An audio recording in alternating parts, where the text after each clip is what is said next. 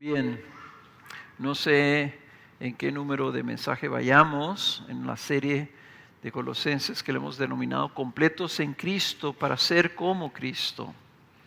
Y el título de este sermón le he puesto El camino hacia la Cristo semejanza. El camino hacia la Cristo semejanza. Y voy a leer el capítulo 3, voy a repetir lo que leímos la semana pasada, voy a leer desde el 1 hasta el 11. Si me acompañan, por favor, dice: si habéis, pues, resucitado con Cristo, buscad las cosas de arriba, donde está Cristo sentado a la diestra de Dios. Poned la mira en las cosas de arriba, no en las de la tierra. Porque habéis muerto y vuestra vida está escondida con Cristo en Dios. Cuando Cristo, nuestra vida, sea manifestado, entonces vosotros también seréis manifestados con Él en gloria. Por tanto, considerad los miembros de vuestro cuerpo terrenal como muertos a la fornicación, la impureza, las pasiones, los malos deseos y la avaricia, que es idolatría. Pues la ira de Dios vendrá sobre los hijos de desobediencia por causa de estas cosas, en las cuales vosotros también anduvisteis en otro tiempo, cuando vivíais en ellas. Pero ahora desechad también vosotros todas estas cosas: ira, enojo, malicia, maledicencia, lenguaje soez de vuestra boca. No mintáis los unos a los otros, puesto que habéis desechado al viejo hombre con sus malos hábitos, y os habéis vestido del nuevo hombre, el cual se va renovando hacia un verdadero conocimiento conforme a la imagen de aquel que lo creó. Una renovación en la cual no hay distinción entre griego y judío, circunciso o incircunciso, bárbaro, escita, esclavo o libre, sino que Cristo es todo y en todos. Bueno, la semana pasada Alex nos ayudó a ver muy claramente por qué la santificación empieza con un enfoque correcto. El apóstol nos ha estado recordando la plenitud y la exaltación de Cristo, así como la obra completa que Él logró en y para nosotros. Él quiere que estemos muy firmes en nuestra nueva identidad y realidad. Eso es lo que estuvimos viendo en la primera parte, en los versículos del 1 al 4. O sea que nosotros debemos de buscar y poner la mira en las cosas de arriba. Y hace su referencia que esto es lo correspondiente, puesto que nosotros hemos resucitado con Cristo. Nos está diciendo: tu vida está allá. Pon los ojos allá, busca las cosas allá.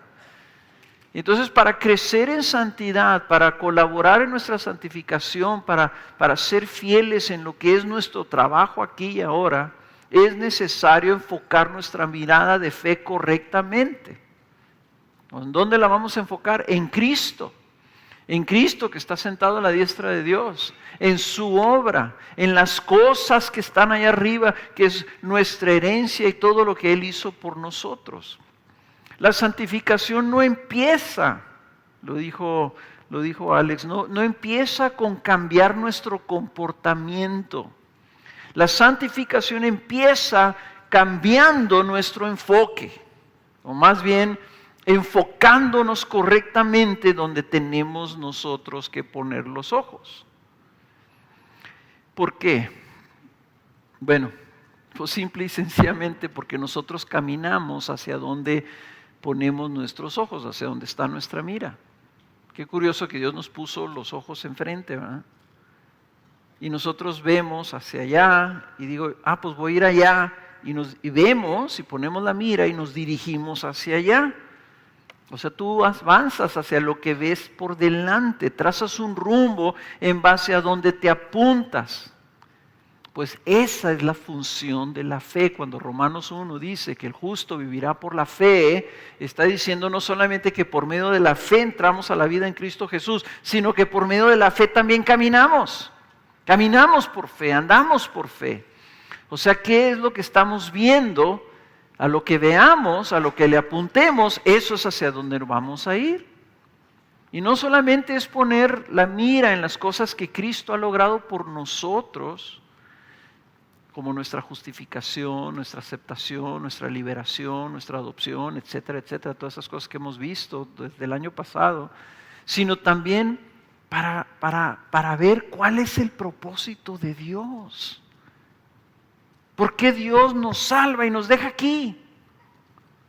¿Por qué no nos salva y nos lleva al cielo? ¡Pum! ¿Verdad? Imagínense que las salvaciones fueran así de repente, que estuvieran, pues la iglesia estaría llena solamente de puros inconversos, de puro pagano.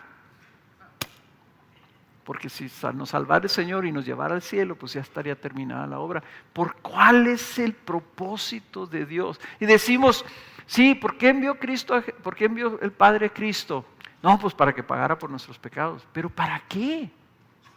No, pues para salvarnos. ¿Pero por qué? Siempre hay que seguir haciendo las preguntas hasta que no lleguemos a una respuesta que tiene un sentido específico. O sea, y este texto, el versículo que conecta la parte que vio Alex la semana pasada, en el versículo 4, conecta con el versículo 5, es donde yo encuentro ese propósito. ¿Cuál es el propósito final de Dios?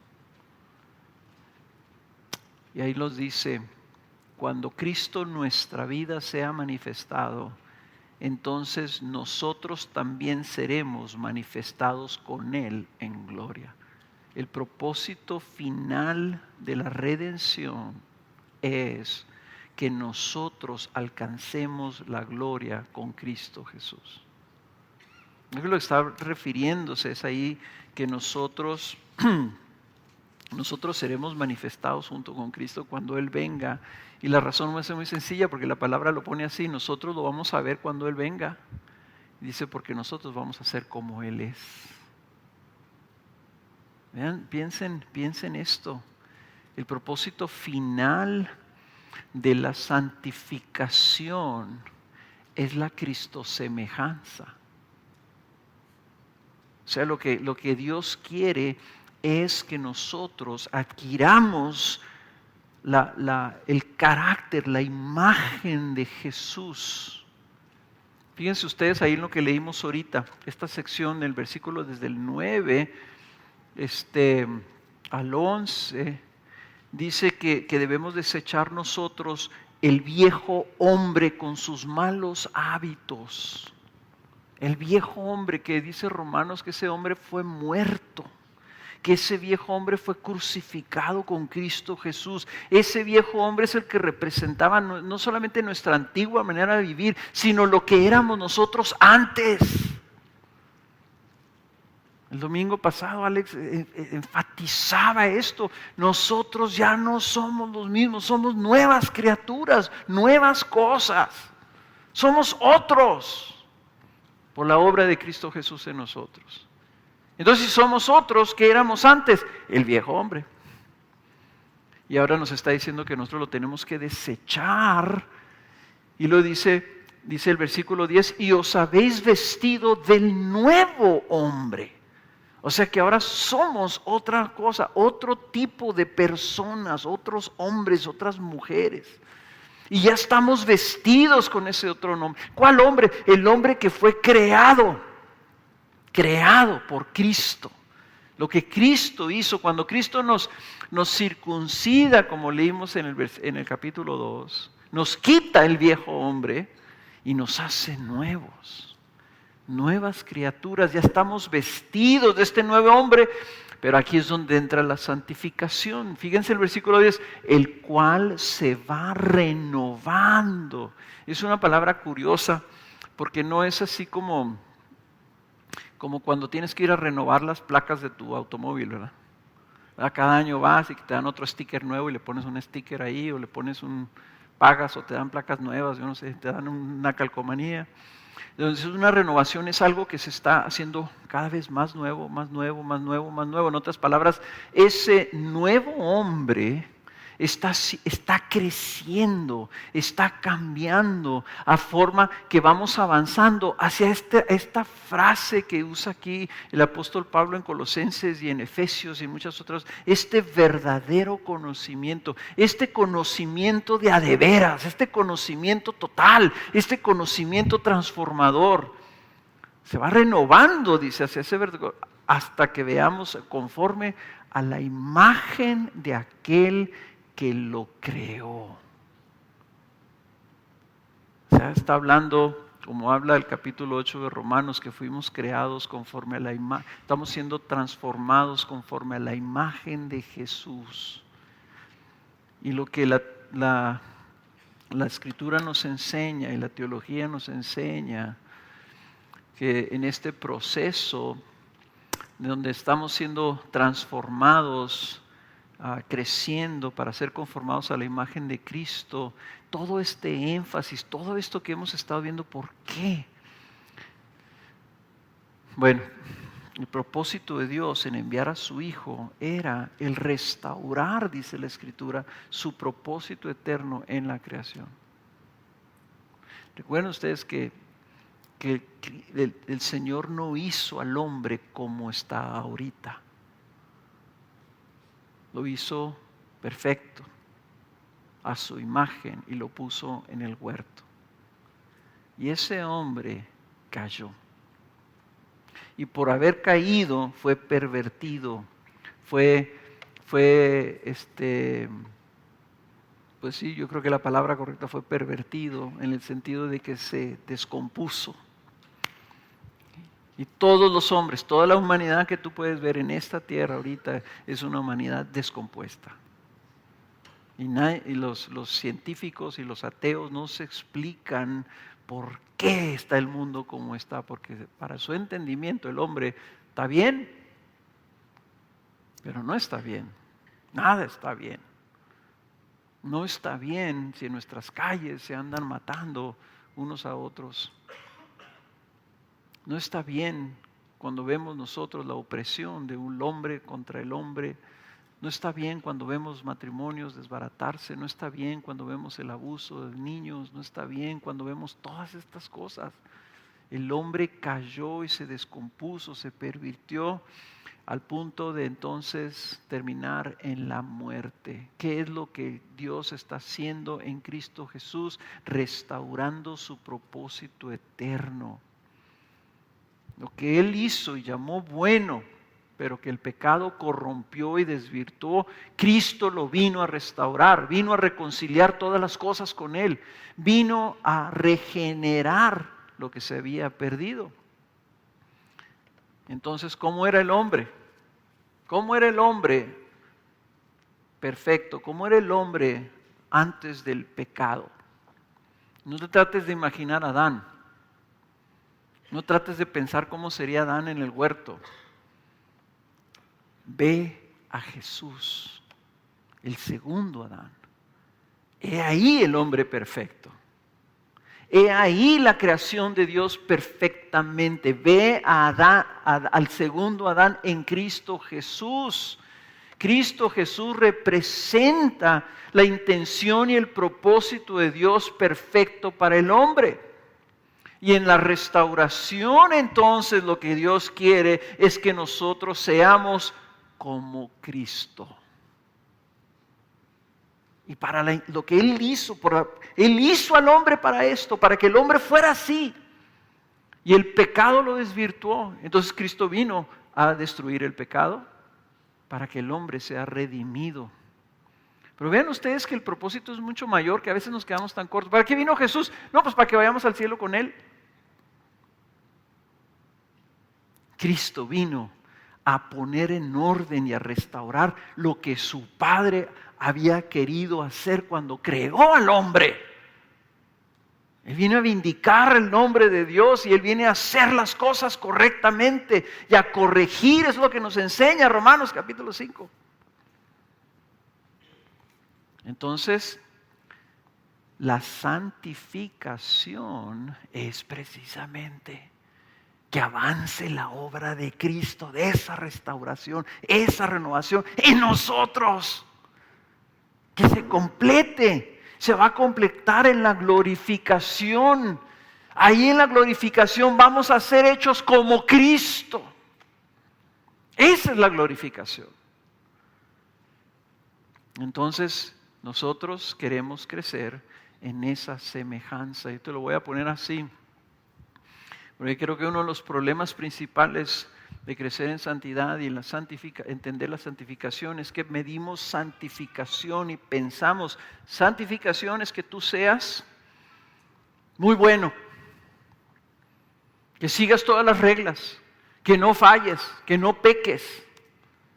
Y nos vamos por esta onda en donde queremos por nuestro esfuerzo humano, ¿verdad? Como que ser esta impresión, esta imagen que nos hacemos nosotros. Pero la santificación no es eso. La santificación es que tú veas a Cristo y digas, Señor, hazme como tú. La santidad es Cristo. Eso es lo que es la santidad. La santidad es ser Cristo, es ser como Cristo.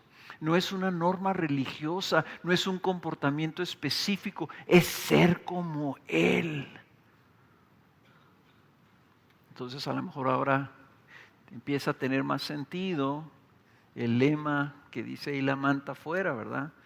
Completos en Cristo para ser como Cristo. Entonces, ¿cuál es el primer paso en la santificación? Pues que tengas el enfoque correcto. Que busques las cosas que están arriba donde está Cristo, nuestro Señor, que pongas tus ojos en Él. Y sea Él y su propósito entonces lo que gobierne tu vida. Y Cristo está ahí arriba y Alex terminó el domingo pasado hablando del reino de Cristo. Cristo reinando. Cristo viene a establecer su reino, sí, viene a establecer su reino en toda su creación y va a poner todas las cosas. Por eso está todas las cosas bajo sus pies. Ya tiene toda la autoridad. El último enemigo que Él va a poner bajo sus pies es la muerte. Él viene a restaurar todas las cosas y a establecer su orden correcto, a derrotar al pecado, a derrotar la muerte, a derrotar al diablo, a derrotar todo aquello que se opone al propósito de Dios. Esa es su voluntad, pero empieza en nuestros corazones. Por eso Cristo cuando nos enseña a orar nos dice, cuando oren así: Padre que estás en los cielos, santificado sea tu nombre, venga tu reino. ¿A dónde?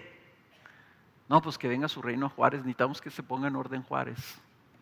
No, Jesús dice, venga tu reino. Yo estoy orando, hágase tu voluntad aquí, hoy, en mí. No oremos, venga su reino para el mundo y no estemos orando, venga tu reino. Rey, manda. Rey, haz tu voluntad. ¿Dónde? En mi vida. Yo soy tuyo, haz tu voluntad en mí. Ahí es donde empieza la santificación. El segundo paso entonces es lo que vamos a ver el día de hoy. En otros imperativos, así como vimos nosotros que si estamos resucitados, entonces tenemos que buscar, poner la mira, esos son los mandatos, ¿verdad? Pon la mira, busca tu vida allá donde está Cristo, ahí donde está escondida tu vida, busca eso. Si estás resucitado, busca esto. Ahora dice, si estás muerto, entonces viene este otro imperativo en el versículo 5 que dice, considerad los miembros de vuestro cuerpo terrenal como muertos. Y luego hay una serie de vicios ahí, fornicación, impureza, pasiones, malos deseos, avaricia, etc. La Biblia en las Américas traduce esta palabra como considerar como muertos. Considerar como muertos. Déjenme les leo cómo lo pone la Nueva Versión Internacional y también inclusive la Reina Valera que ustedes pueden tener, tiene una cosa similar. Dice el versículo 5, la Nueva Versión Internacional, por tanto, hagan morir todo lo que es propio de la naturaleza terrenal. La Nueva Traducción Viviente lo pone así, hagan morir las cosas pecaminosas y terrenales que acechan dentro de ustedes. La Biblia de las Américas enfatiza en su traducción la relación que la mortificación tiene con la nueva realidad que ya hemos muerto con Cristo. La razón por la que la Biblia de las Américas lo pone así, ustedes, dice, por tanto, considerar los miembros de vuestro cuerpo terrenal como muertos. Está conectando el versículo 5 con el versículo 3. ¿Se fijan donde dice, porque habéis muerto, ¿verdad? Y vuestra vida está escondida con Cristo en Dios, por tanto, considerar los miembros de tu cuerpo terrenal como muertos. Y creo que sí es necesario que antes de intentar dar muerte al pecado, que tú estés entendiendo que lo que estás tratando de hacer es que se haga realidad lo que Cristo ya hizo en ti. Creo que por ahí va la onda, ¿verdad? O sea que nosotros no estamos luchando contra deseos que nos dominan, sino estamos luchando contra deseos pecaminosos a los que ya hemos muerto. Y todo eso también en Romanos, ¿verdad? Es como se acuerdan ustedes cuando les daba el ejemplo de aquella viuda, bueno, no viuda, aquella mujer que tenía un esposo cruel que la obligaba a tallar el piso, ¿verdad? Y todos los días ella tenía que de rodillas tallar el piso. Se muere el viejo, ella enviuda y se casa con un hombre piadoso y bueno que la ama y la respeta y la cuida, pero ella se queda acostumbrada a seguir todos los días de rodillas tallando el piso. Y el esposo le dice, ¿por qué estás haciendo esto? Pues es que esto es lo que yo debo hacer. ¿Qué sería lo que le diría el esposo? Espérate, ya se murió el viejo. Ya se murió el viejo, hombre. Ya no tienes que hacer eso. Y nosotros, está algo parecido, así está diciendo la Biblia de las Américas, ¿verdad? Considéralo muerto. Tu cuerpo ya, esas cosas que antes gobernaban tu vida, ya considéralas muertas.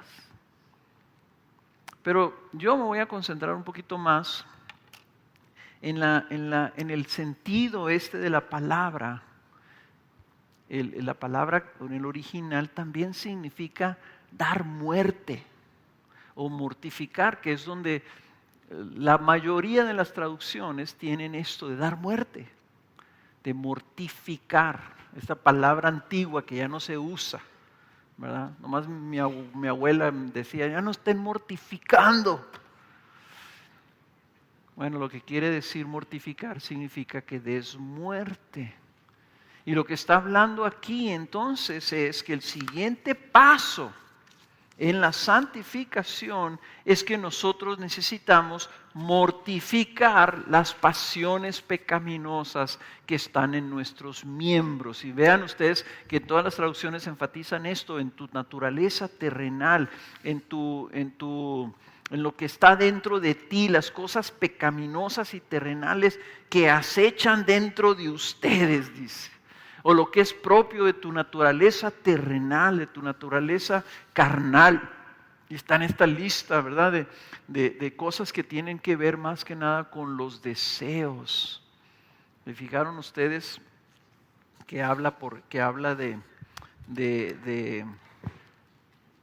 dice fornicación? La palabra fornicación ahí es la palabra porneia, de donde sacamos nosotros la palabra pornografía, la inmoralidad sexual, en otros lados se traduce como inmoralidad sexual, la impureza, esa palabra de la impureza son esos deseos impuros, las pasiones, los malos deseos y la avaricia, que es también un deseo, la avaricia que dice que es idolatría. Nosotros tenemos que considerarnos muertos, tenemos que mortificar estas cosas. Fíjense cómo es que mortificamos nosotros estos deseos pecaminosos. Los mortificamos cuando los negamos. Primera de Tesalonicenses 4, 3, 5, le voy a leer lo que dice. Dice, porque esta es la voluntad de Dios. ¿Cuál? Vuestra santificación. Es decir, fíjense cómo iguala la santificación con esto, que os abstengáis de inmoralidad sexual, que cada uno de vosotros sepa cómo poseer su propio vaso en santificación y honor, no en pasión de concupiscencia. Esa palabra concupiscencia es la misma que acabamos de leer ahorita, donde vienen ahí las pasiones. Dice, no en pasión de concupiscencia como los gentiles que no conocen a Dios. El apóstol Pedro también nos decía que nosotros debemos de caminar como extranjeros y peregrinos, absteniéndonos de las pasiones carnales. Ahí está esta otra cosa también, estos deseos, estas pasiones que están en la carne, y dice que combaten contra el alma. ¿Qué son esas pasiones carnales? ¿Qué son esos deseos? ¿Qué son estos malos deseos? Y que en otros lados también son traducidos como lujurias. Son deseos desordenados, deseos que desean más de lo que deben desear, que buscan y quieren más de lo que es permitido. Y que dice el libro de Romanos capítulo 6, que buscan reinar en nuestra vida, combaten contra el alma para que se haga lo que ellos quieren, para que nosotros obedezcamos a los deseos y entreguemos nuestro cuerpo para pecar. Fíjense lo que dice Romanos 6, 12, y esto lo vimos el año pasado cuando estuvimos en Romanos 5, 6, 7 y 8, dice, por tanto, no reine el pecado en vuestro cuerpo mortal para que no obedezcáis sus lujurias. El pecado que está en nuestra carne produce deseos, produce lujurias, produce pasiones. El deseo quiere algo, quiere que le obedezcas. Dice, ni presentéis los miembros de vuestro cuerpo al pecado como instrumentos de iniquidad, sino presentaos vosotros mismos a Dios como vivos entre los muertos y vuestros miembros a Dios como instrumentos de justicia. Porque el pecado no tendrá dominio sobre vosotros, pues no estáis bajo la ley, sino bajo la gracia. Esas lujurias son esos deseos desordenados. Es lo que tú quieres tener, más que tener a Cristo. Los deseos pecaminosos son aquellas cosas que te hacen querer algo al punto que tú estés dispuesto a desobedecer a Dios. Se mueven adentro de ti y te hacen y te quieren llevar a que les obedezcas, a que te sujetes, a que te esclavices a ellos de nuevo, en lugar de nosotros obedecer la voluntad de Dios. En otras palabras, estamos hablando, venga tu reino, pon tus ojos en el Rey. Hay algo más que está luchando por tu devoción, que quiere que le obedezcas, que es que el pecado que está en tus miembros, en tu naturaleza vieja, en tu naturaleza caída, en tu naturaleza terrenal, en lo que somos nosotros sin Cristo. O sea, no venga tu reino, hágase tu voluntad, sino que acá está algo, está una lujuria, está un deseo desordenado diciendo, yo quiero esto, yo quiero, obedéceme a mí, obedéceme a mí. Esa es la lucha del pecado. ¿Por qué tan importante? ¿Cómo nos ha llevado Pablo? Tan importante porque no partimos sobre de esas cosas que hacemos los padres, ¿verdad? Y desgraciadamente todos los padres lo hacemos así. Pórtese bien, mijo, no haga eso, ¿eh? Los cristianos no hacemos eso. Los contreras no somos así. Y entonces lo único que estamos tratando de hacer es como que modificar el comportamiento. Pero Cristo no vino para modificar nuestro comportamiento. Los más bien portaditos eran los fariseos. Cristo vino a modificar, a redirigir nuestra lealtad, a redirigir nuestra sumisión, a hacernos completamente como Dios Nos imaginó cuando nos hizo. Eso es lo que vino a hacer Cristo Jesús. A que así como Cristo les decía a los fariseos, mi gozo, mi comida es hacerlo la voluntad de mi Padre. Eso es lo que yo deseo. Y que nosotros podamos decir lo mismo. ¿Qué deseas tú? Ay, no, pues yo lo que deseo es que me quieran mucho. O yo deseo, tener satisfacción. Yo deseo estar tranquilo. Yo deseo, que nadie me moleste. Yo deseo que me dejen en paz. Así dice mucha gente. ¿Qué desea Cristo? ¿Tú qué deseas, Jesús? Yo deseo hacer la voluntad de mi Padre. Ese cambio, esa transformación, esa renovación de ser personas que son gobernadas por sus deseos, ¿verdad? Ahora ser personas que son gobernadas por el deseo de hacer la voluntad de Dios. Ese cambio se llama santificación. Eso es crecer en santidad. La santidad es llegar a ser hágase tu voluntad y no la mía. Entonces, cuando tú estás queriendo que se haga tu voluntad, cuando tú quieres que otros te satisfagan a ti, cuando tú quieres tener mayor poder, mayor reconocimiento, mayores cosas, más cosas, cuando tú quieres tener dominio y control de las otras personas, me hace interesante que cuando estaba estudiando ese pasaje, dice, y la avaricia, que es idolatría, cuando la palabra que usa aquí Pablo para hablar de avaricia no está hablando de una palabra que se usa para decir amor al dinero, sino cuando tú eres avaro, o sea, ese deseo de querer tener más. Entonces tú puedes, por ejemplo, tener el amor de tu esposa, pero si tú eres avaro, si tú tienes esos deseos desordenados, tú vas a querer así, no, tú me vas a atender nomás a mí, y tú eres para mí nomás y no para ninguna otra cosa. Ya no tienes vida, yo soy tu vida y tú para aquí nomás. Eso es avaricia. ¿Y saben qué es? Es idolatría. Y tú puedes tener idolatría de tus hijos, de tu reputación, del poder, como puedes tener idolatría del dinero, como puedes tener idolatría de que todos admiren tu cuerpo, como puedes tener idolatría del placer. Por eso es que todas estas cosas, ¿verdad? Decimos nosotros son ídolos del corazón, porque los queremos más que querer hacer la voluntad de Dios. Empezamos a ver. ¿Dónde está el problema? El problema está en lo que queremos.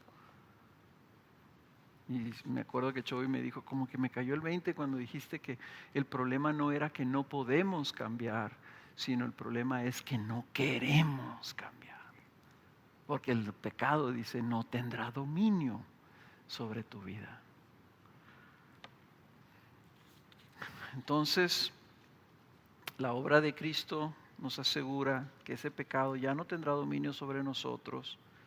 Entonces, podremos resistir nuestros deseos. El problema es que muchas veces no queremos resistir nuestros deseos. Mire, vamos a ver, denle vuelta ya a su Biblia al libro de Santiago. El libro de Santiago habla bastante de los deseos. Vayan allá a Santiago capítulo 1. Entonces es de esos versículos que tú tienes que rayar en tu Biblia,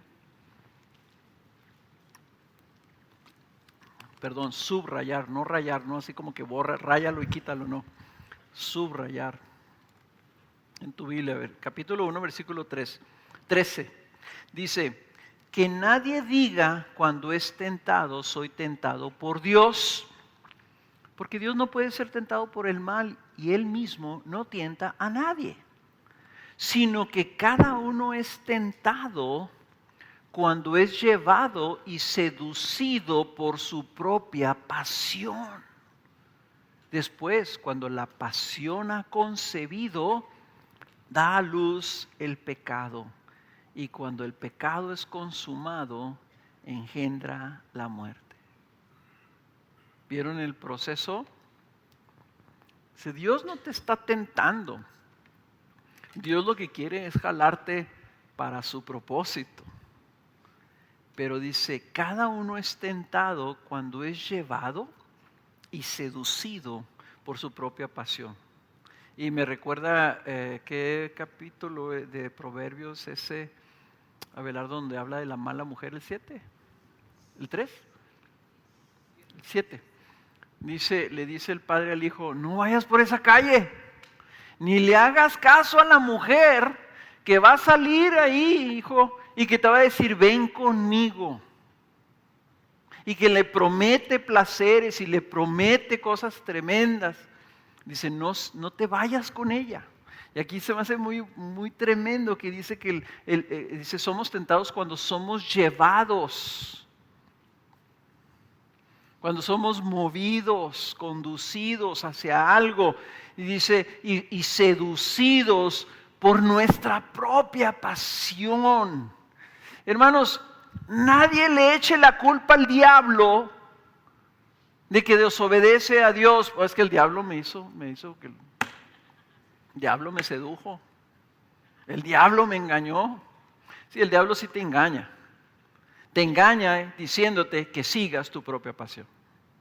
El mayor aliado del diablo lo tenemos nosotros adentro. Es nuestra carne, es nuestra naturaleza caída. Por eso es que el Señor nos puso el Consolador, el Fortalecedor, el Espíritu Santo adentro de nosotros, que dice, resiste el Espíritu. ¿Resiste qué? A la carne, y se opone para que no hagas lo que tú quieres. El Espíritu Santo te está resistiendo, ese deseo no es de Dios. Y te sientes mal y quieres ir, pero no sé si debas. Y luego estás ahí con que no, y si voy y no voy, es que yo sé que está mal, pero cae. Es el Espíritu Santo, hazle caso.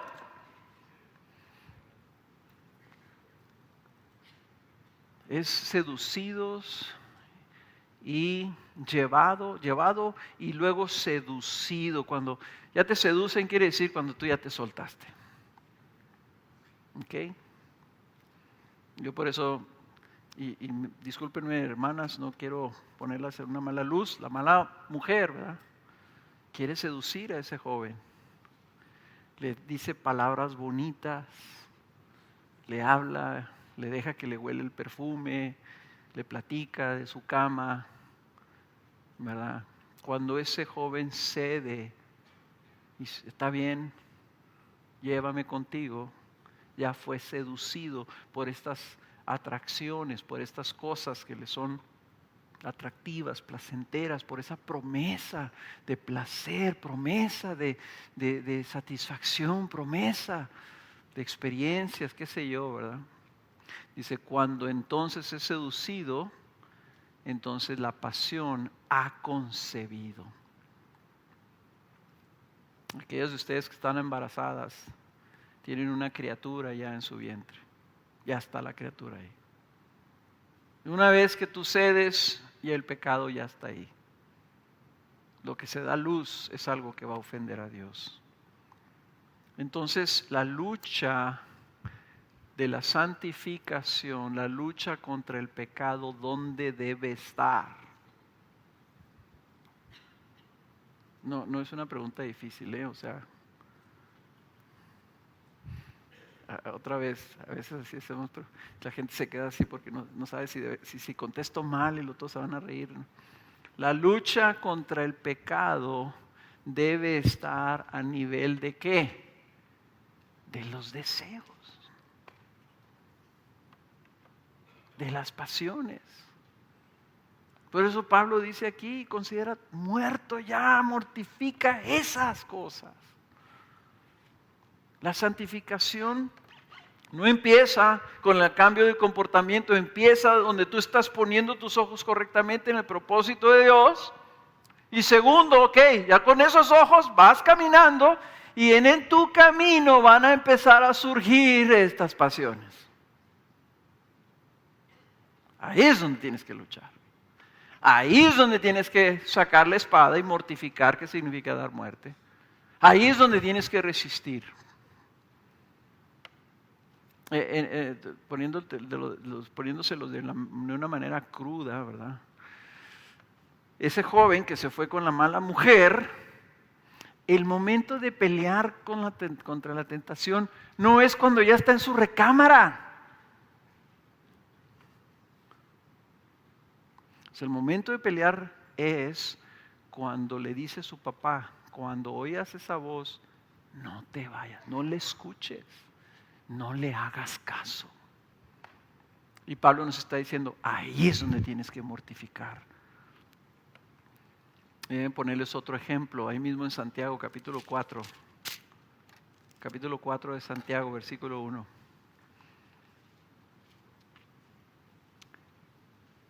Dice, ¿de dónde vienen las guerras y los conflictos entre ustedes? ¿No vienen de vuestras pasiones que combaten en vuestros miembros? Codiciáis y no tenéis, por eso cometéis homicidio. Sois envidiosos y no podéis obtener, por eso combatís y hacéis guerra. No tenéis porque no pedís. O sea, el problema, ¿dónde vienen los conflictos entre nosotros? ¿Dónde vienen las guerras? ¿Dónde vienen los problemas interpersonales? No, pues es que la persona me dijo, es que me ofendió, es que se portó mal, es que no me saludaron, es que no me dieron, es que no me invitaron, es que esa persona es grosera, es que la persona me cae gorda. No sé cómo digan en El Salvador, pero ¿sí entienden lo de que me cae gorda? No me sienta, no me pasa la persona. ¿De dónde viene todo eso? Dice, viene de tus pasiones que combaten en vuestros miembros. Pedro lo dijo, combaten contra el alma. Aquí están las pasiones diciendo, no, esta persona me cae mal, tú codicias algo. ¿Qué es la codicia? Es un deseo. Quieres algo de esa persona. Quieres atención. ¿Por qué se pelean a veces los hombres, los esposos con las esposas? ¿Por qué? Porque quieren algo.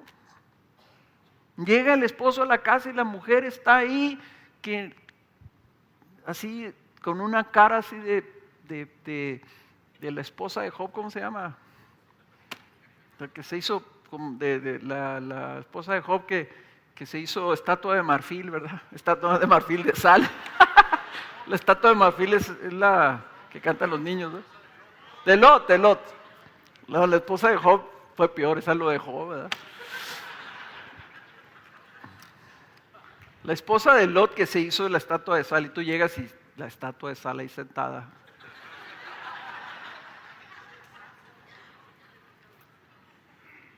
Y tú le preguntas a la esposa, ¿por qué estás así? ¿Por qué estás molesta?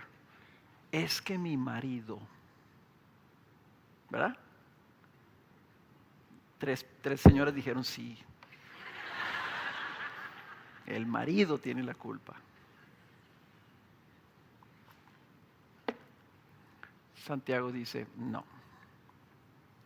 El problema lo tiene ella y lo tiene con sus pasiones. Ella codicia algo, quiere algo de su marido y porque no lo obtiene, quiere pelear. Porque te enojas con tus hijos, porque tus hijos se enojan contigo. Son las pasiones, son los deseos. ¿Qué estás deseando? ¿Sabes cuando yo me enojaba con mis hijos? ¿Por qué me enojaba? Yo conozco a algunos de ustedes que ya están soñando. Ay, cuando mis hijos ya se casen y se vayan de la casa. Entonces el problema no son los hijos. ¿Por qué me enojaba yo con mis hijos? Porque no hacían lo que yo quería. Porque me molestaba lo que hacían. Porque yo codiciaba otras cosas, yo codiciaba que mis hijos fueran de cierta forma, yo codiciaba mi paz y mi complacencia, yo codiciaba mi reputación, ¿qué tantas cosas no codiciaba? Y cuando ellos no satisfacían esa codicia, yo me enojaba con ellos. Entonces, así somos. La guerra está a nivel de los deseos. Entonces él está aquí hablando de varios ejemplos y la verdad de las cosas es que son términos generales. Aquí la palabra fornicación es todo tipo de inmoralidad sexual, toda expresión sexual fuera de su contexto, del contexto bíblico correcto del matrimonio. ¿Por qué lo está poniendo así? Porque el deseo sexual, hermanos, es algo natural. Es natural en nuestro cuerpo. Si tú no tienes deseo sexual, pues entonces eres extraordinario. Lo común es que tengamos deseos sexuales. Algunos de ustedes tienen deseos sexuales que han sido desviados por el pecado y tienen deseo sexual por una persona del mismo sexo. Es lo mismo. O sea, tienes deseo sexual desordenado. Y cuando aquí está hablando de porneia, está hablando de ese deseo sexual desordenado. Cuando tú estás deseando una satisfacción sexual fuera del contexto del matrimonio, es correcto que tú desees la satisfacción sexual con tu esposa, pero no es correcto que busques satisfacción sexual por otro medio como pornografía o masturbación. O adulterio o fornicación. Ya me doy cuenta que no voy a terminar. Entonces, estos deseos sexuales, yo creo que lo pone primero Pablo porque es bien fácil para nosotros identificar el deseo sexual, ¿verdad? O sea, pasa por la calle una mujer atractiva y tú inmediatamente puedes identificar que te dan ganas de voltear a verla. Ya no la viste nomás de pasado, sino que quieres fijarte bien quién es, cómo camina, qué ropa lleva, etc. Entonces, lo puedes identificar cómo te jala. Bueno, así son todos los deseos. No más que no identificamos todos los deseos. Y no voy a tener tiempo de meterme a todo esto, esta inmoralidad y todo lo que esto conlleva, porque quiero más bien cubrir lo que estamos hablando ahorita, y probablemente la siguiente semana veamos más a detalle esto. La otra cosa es la impureza. Y la impureza es todo deseo inmoral, no solo sexual, sino cualquier deseo de algo que Dios no llama bueno. Si tú deseas, por ejemplo, la muerte, si tú deseas la muerte, eso es una impureza. Si tú deseas que se muera otra persona, eso definitivamente es impureza. O sea, si tú deseas algo que Dios no dice que es bueno, si tú deseas, por ejemplo, que le vaya mal a una persona, tú deseas algo que Dios no llama bueno, es una impureza. Las pasiones, aquí la palabra se está refiriendo a lujurias o codicias de cosas que deseamos tener u obtener. Esas lujurias, esas codicias están ahí escritas en la palabra pasiones. Los malos deseos son esos deseos como la envidia, el deseo de venganza, el deseo de poder, el deseo de fama.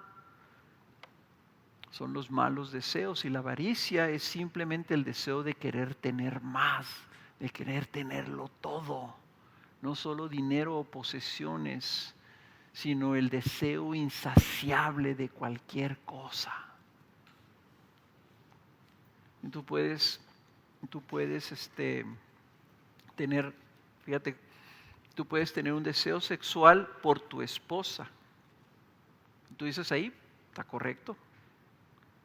Pero si ese deseo sexual se vuelve en una avaricia sexual, de tal forma que deseas tener relaciones sexuales, aun cuando tu esposa se sienta mal o esté incómoda o no esté de acuerdo en alguna instancia, una cosa así, entonces ahí ya es un deseo pecaminoso. Pero dice, pues es mi esposa y ella tiene que satisfacerme, pero si ya tú no estás amando, si lo estás haciendo sin amor, ya es pecado. Entonces, por eso es que todas estas categorías Pablo los pone así, ¿verdad? Y luego, si tú ves en Gálatas capítulo 5, versículo 19, donde están la lista de las obras de la carne, tú ves cómo están como repetidas y expandidas estas cosas. Dice las obras de la carne en Gálatas 5, dice bien, las obras de la carne son evidentes, las cuales son ¿qué? Inmoralidad, exactamente igual, pornea. Impureza, exactamente igual. Sensualidad, esa es otra palabra. Pero está hablando igual, la sensualidad son deseos que satisfacen tus sentidos. Idolatría, igualito. Hechicería, enemistades, pleitos, ya los vimos en Santiago. Celos, ¿qué son celos? Son deseos. Pasiones, enojos, rivalidades, disensiones, sectarismos, envidias, borracheras, orgías y cosas semejantes, contra las cuales os advierto, como ya les he dicho antes, de que los que practican tales cosas no heredarán el reino de Dios. ¿Puedes ver los deseos ahí? Es decir, todo el mundo a veces decimos, sí, yo conozco muy bien cuáles son las obras de la carne, pero estás identificando de dónde están saliendo estas obras. Los pleitos y las divisiones ya lo vimos ahorita en Santiago. Ahora, híjole, aquí ya no voy a tener tiempo para hacer esto. Les voy a dar una probadita de lo que vamos a seguir viendo. ¿Por qué es que estamos batallando con estos deseos?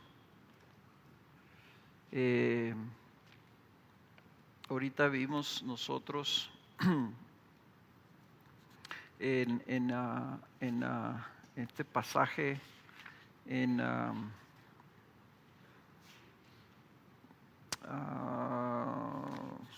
el primer pasaje, en el versículo 9 de nuestro pasaje en Colosenses 3:9 dice: no mintáis los unos a los otros, puesto que habéis desechado el viejo hombre con sus ¿qué? Malos hábitos. ¿Se fijaron? Si vemos nosotros la descripción del hombre natural, del hombre pecador, del hombre sin Cristo, del hombre antes de Cristo, antes de que Cristo lo salva, en el versículo 3 del capítulo 2 de Efesios dice: entre los cuales también todos nosotros en otro tiempo vivíamos en las pasiones de nuestra carne, satisfaciendo los deseos de la carne y de la mente, y éramos por naturaleza hijos de ira, lo mismo que los demás. O sea, todos nosotros en otro tiempo vivimos en las pasiones de nuestra carne. Y nuestro hábito era satisfacer los deseos de la carne y de la mente. Eso era nuestra manera de vivir. Esa es la manera de operar. Entonces, los científicos o médicos, yo no sé quiénes, se habla de lo que es la memoria muscular. ¿Saben lo que es la memoria muscular? Se refiere a que como resultado de la repetición frecuente de ciertos movimientos se desarrolla la habilidad de ejecutar ese movimiento particular sin la necesidad de iniciarlo conscientemente. Por ejemplo, cuando tú te bañas, pues tendrías que estar así medio, a lo mejor afectadillo, para que tú digas, ok, ya estoy adentro del agua, ¿qué sigue? Sí, el champú. El champú ya lo agarré, ahora sí. ¿Ahora qué voy a hacer? Me lo pongo en la mano. Lo pongo en la mano, ¿verdad? A los niños chiquitos les tienes que hacer eso, ¿verdad? Pero yo a veces ya me termino de bañar y digo, oye, me lavé la cabeza. No estás consciente. Cuando escribes a máquina, ¿cómo escribes a máquina? Cuando empezaste, ¿cómo eras? Tin, tin. ¿Dónde está la L? Tin. Y ahorita te dictan, sí, y ni siquiera volteas a ver, y estás escribiendo y ya ni siquiera volteas. O sea, todas estas cosas, te subes una bicicleta y andas en bicicleta cuando que aprendiste hace 40 años a andar en bicicleta. O cuando están las señoras tejiendo, ni siquiera están pensando, está mi esposa tejiendo y no me hables, 25, 26, 27, 28, y está viendo la televisión y luego me dice que no le hable porque también está hablando por teléfono. Bueno, esa es la memoria muscular. ¿Qué creen que tenemos nosotros? Nosotros tenemos memoria de pecado. Tanto lo hicimos que ahora estamos acostumbrados a eso. Lo natural para nosotros es satisfacer los deseos de nuestra carne. Eso es lo natural. Entonces nosotros tenemos que ya se rompió el dominio del pecado, ya se rompió, ya no tenemos que obedecerlo, ya no tenemos que seguir esos hábitos, pero los hábitos están ahí. Por eso es que el mandato es mortifícalos. Mortifícalos. Y la buena noticia es que sí podemos mortificarlos. Tenemos a Cristo Jesús sentado a la diestra de Dios intercediendo por nosotros. Y tenemos el Espíritu Santo en Romanos 8:12 que dice: hermanos, somos deudores no a la carne para vivir conforme a la carne. No necesitamos obedecer los deseos de la carne, está diciendo Pablo, porque si vivís conforme a la carne habréis de morir, pero si por el Espíritu hacéis morir las obras de la carne, las cuales las leímos ahí, toda la listota de de Gálatas 5:19. Si hacéis morir las obras de la carne, viviréis. Porque todos los que sois guiados por el Espíritu de Dios, los tales son hijos de Dios. Tenemos el Espíritu y el Espíritu nos está guiando, nos está llevando. Es el Consolador, el Paracletos que está a nuestro lado para decirnos: vente, vamos. Vamos para la gloria, vamos para el propósito de Dios, vamos para que se cumpla todo lo que Cristo hizo para ti en tu vida. El Espíritu está ahí. Y si nosotros venimos entonces: Espíritu Santo, ayúdame porque tengo un deseo de un hábito, así como los que están a dieta que se les antoja un helado. Ayúdame porque traigo un antojo de un hábito, de algo que yo hago siempre y ya no debo hacer. El Espíritu Santo está ahí para guiarte. Tú eres hijo de Dios.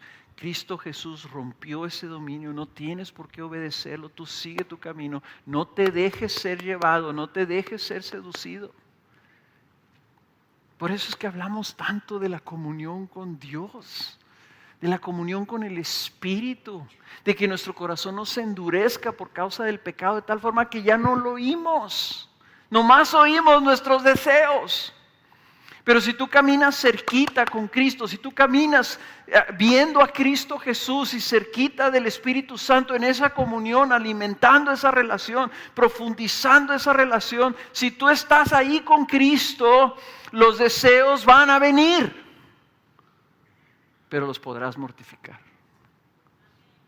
Y entonces, ¿qué va a pasar? ¿Se va a desaparecer y ya nunca más va a venir el deseo? No, va a seguir ahí. Pero va a ser un hábito que ya le tumbaste una esquinita.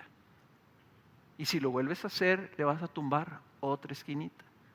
Y si lo vuelves a hacer, le tumbas algo más. De tal forma que después esos deseos ya no tengan de dónde agarrarse en tu vida. Y la mala noticia es que habrá otro deseo, otra cosa. Entonces, la vida del creyente es una lucha, es un combate. Y Cristo quiso el Señor dejarnos así, dándonos su Espíritu Santo, dándonos su poder, estando con nosotros, intercediendo por nosotros para que no fallemos, para que no desistamos, para que no retrocedamos y nosotros vayamos caminando hacia su propósito, que es alcanzar la gloria de Dios.